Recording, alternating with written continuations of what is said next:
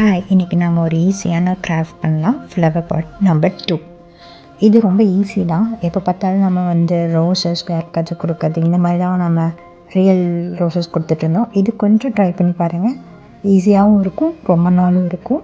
இதுக்கு நமக்கு soft clay தேவைப்படும். ஒயிட் கலரில் வாங்கிக்கோங்க. அது குட்டி குட்டியாக பால்ஸ் பண்ணி அந்த 5 பால்ஸுமே ஒட்ட வச்சிடணும்.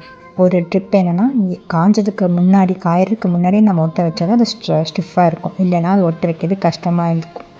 அப்படியே காஞ்சிச்சுனாலும் கொஞ்சம் தண்ணி வச்சு ஒட்ட வச்சிங்கன்னா ஸ்ட்ராங்காக இருக்கும். இதுக்கப்புறம் 5 பால்ஸ் எடுத்து ஒட்ட வச்சோம்னா ஒரு ஃப்ளவர் ஷேப்பில் வந்துடும். நடுவில் இருக்கிறதுக்காக எல்லோ கலர் பால் செஞ்சுக்கிறோம். எல்லோ கலர் பால் செஞ்சு அட்டாச் பண்ணோம்னா சூப்பரான ஒரு ஃப்ளவர் ரெடியாக இருக்கும். இந்த மாதிரி 4 செஞ்சு வச்சுக்கிறோம். ஆக்சுவலாக ஒயிட் அண்ட் எல்லோ காம்போ சூப்பராக இருந்துச்சு. அதே மாதிரி பாட் செய்கிறதுக்காக ப்ரௌன் கலரில் ஒரு பாட் எடுத்து கொஞ்சம் ரவுண்டு பால் ஷேப் பண்ணி அதை நம்ம உள்ளே ப்ரெஷ் பண்ணிகிட்டே இருந்தோம்னா அழகான ஒரு பாட் மாதிரி வந்துடும். கடைசி ஸ்டெப் ஈஸி. நம்ம செஞ்சு வச்சுருக்கிறது எல்லாத்தையுமே அட்டாச் பண்ணிடணும்.